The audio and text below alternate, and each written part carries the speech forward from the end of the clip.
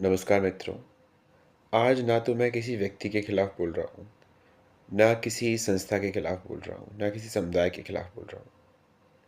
आज मैं सिर्फ यूजीसी के एक नियम से सवाल पूछ रहा हूँ, कुछ प्रश्न पूछना चाहता हूँ, जो कि हमारे समाज के बहुत सारे लोगों के मस्तिष्क में चल रहा है जब से 13 जनवरी 2026 को ये नया नियम लागू किया गया है।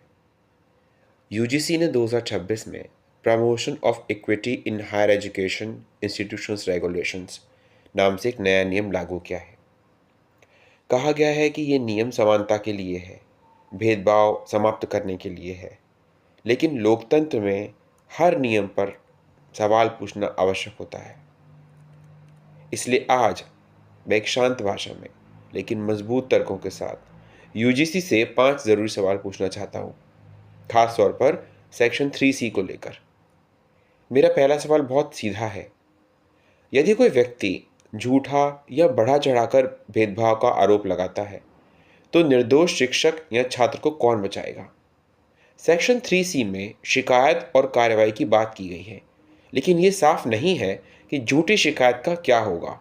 शिकायतकर्ता की जिम्मेदारी क्या होगी? हर कानून में उसके दुरुपयोग या मिसयूज से बचाने की व्यवस्था की जाती है। ये नियम उस संतुलन को बिना लाए क्यों बनाया गया है? ये सवाल किसी वर्ग के खिलाफ नहीं है, बल्कि न्याय और निष्पक्षता के पक्ष में है।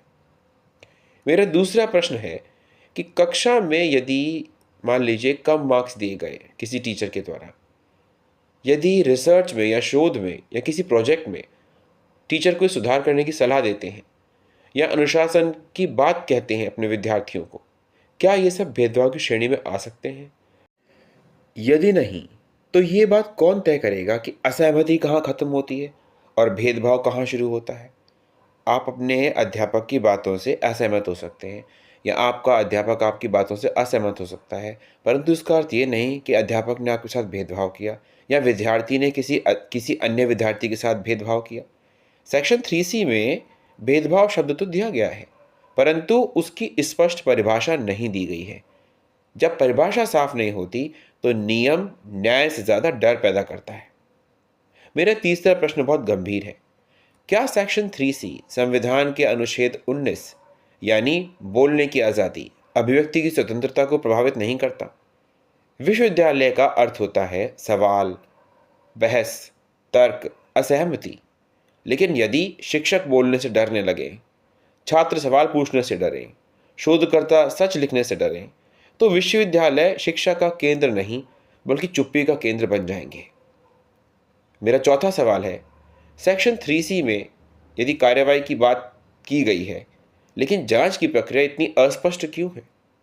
स्पष्ट नहीं है कि जांच कौन करेगा, समय सीमा क्या रहेगी, आरोपी को अपना पक्ष रखने का पूर्ण अवसर मिलेगा या नहीं मिलेगा। न्याय का सिद्धांत मित्रों ये कहता है कि दोनों पक्षों को सुना जाए। अगर प्रक्रिया साफ नहीं है, तो न्याय भी सुरक्षित नहीं माना जा सकता। मेरा पांचवा और अंतिम प्रश्न, यदि इस नियम का दुरुपयोग होता है, तो जिम्मेदारी किसकी होगी? छात्र की, संस्था की या यूजीसी की? बिना जवाबदेही कोई भी कानून पूर्ण नहीं माना जा सकता। इक्विटी जरूरी है, लेकिन अकाउंटेबिलिटी के बिना इक्विटी अधूरी है। मित्रों, यह वीडियो किसी का विरोध नहीं है, अपितु एक संवाद की मांग है।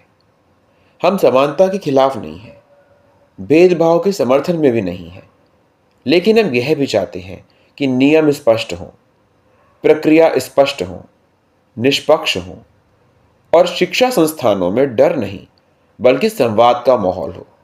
क्योंकि याद रखिए, सवाल उठाना अपराध नहीं है। और यदि आप ये मानते हैं कि नियमों पर सवाल पूछना आवश्यक है, तो कृपया इस वीडियो को साझा कीजिए। धन्यवाद।